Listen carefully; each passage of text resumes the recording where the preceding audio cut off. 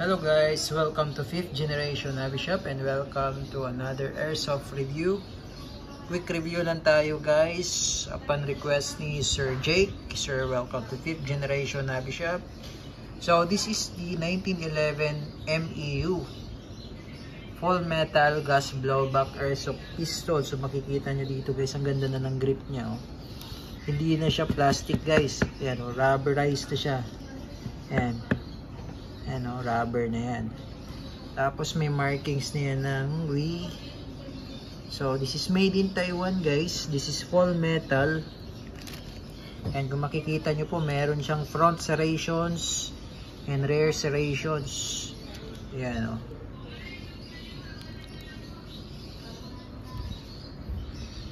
Then yung meron siyang mabigat siya guys. Mabigat siya compared dun sa silver.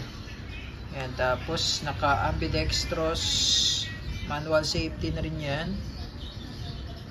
Tapos beaver tail. Tapos ang ganda pa ng sight niya oh. Patritium sight na siya. Yan, with markings pa yan dito oh. All metal po yan. So try natin timbangin guys no, kasi mabigat siya eh. Mga ilang kilo kaya to. With magazine po yan. Mabigat siya. Yan. So, titimbangin natin guys. Ang gaano siya kabigat. Bigat talaga siya eh. Yan. Titimbangin natin. Okay. So, nasa 1 kilo. So, 1 kilo siya guys. Ayan o. Ulitin natin na para makita nyo po. Ayan o. So 1 kilo siya. So mabigat. Bigat talaga siya. Ayan. Full metal kasi siya guys. So kung makikita nyo dito, mapapansin nyo po yung slide nya, metal yan. Yung pinaka frame yan, metal yan. Pati sa grip metal. Tapos isa pa, ang kagandahan nito, eto, rubberized na. Rubberized na siya. Magandang hawakan. Ayan. Full metal. Tapos yung magazine niya, ayan, 15 rounder capacity, single stock, metal na rin yan. Ayan. So nababaklas din siya guys, kung gusto mong baklasin. Yan, ganito lang.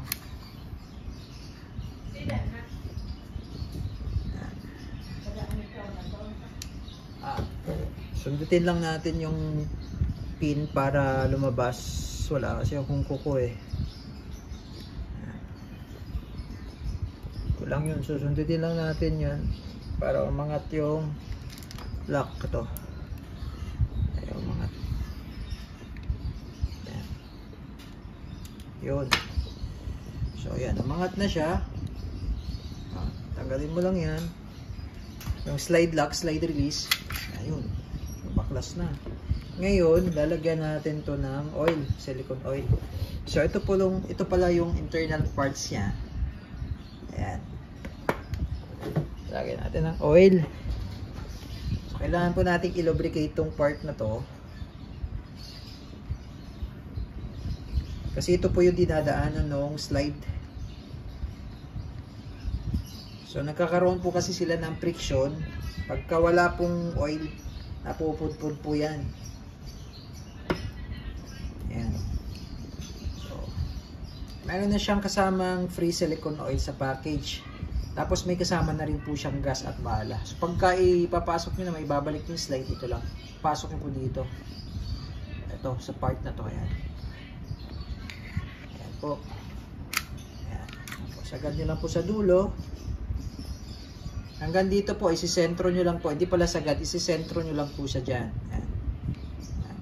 Para pumasok yung slide stop, slide release. Yan. Yan. Doon. Tapos, smooth na siya ngayon. Yan. Tapos, ito po yung kasama niyang gas. Isang tangke po. Tapos, may kasama na rin po 4,000 shots na 0.23 grams. Ayan po. Tapos, ito po, lalagyan na rin po natin ng oil. Tapos, luluwagan ko muna luluwagan ko muna para po mag-absorb yung yung oil na ilalagay po natin.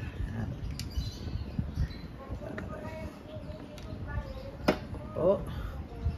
Then, higpitan na po natin ngayon. Tamang higpit lang po.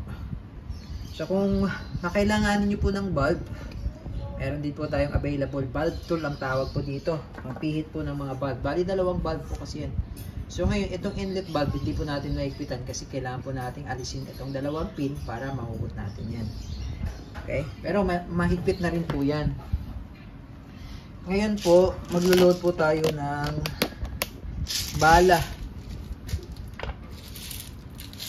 So, ito po yung bala niya kasi nga airsoft BBs po siya.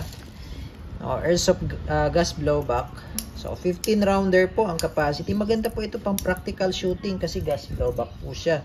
So, mapifeel nyo talaga yung recoil. May recoil po siya, no? Pang practical shooting. So, nasa 350 to 360 EPS.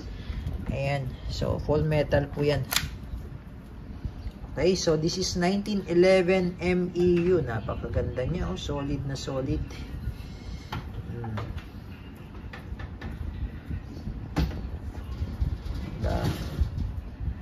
Ganda ng itsura. Ayun.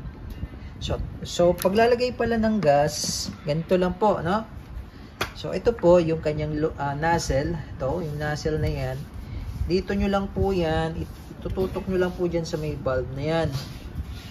Ayan. Tapos, inverted position po, kailangan patiwarik po. Tapos, ididiinan nyo po, 3 to 5 seconds po, no? Ayan, 1, 1001, 1002, 1003, 1004, 1005. Okay, tama na po yun. 5 seconds lang po. Ayan, meron na pong bala, may gas na po yan. And then, this is semi-automatic po. Again, this is the 1911 MEU full metal semi-automatic gas blowback airsoft pistol. Okay, so testing po tayo. 1911 MEU gas blowback airsoft pistol.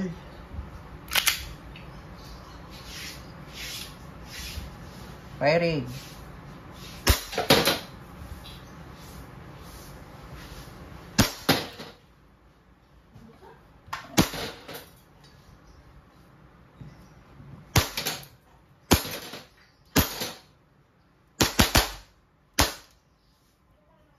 Okay, open slide. Ibig sabihin po niyan, wala na pong bala.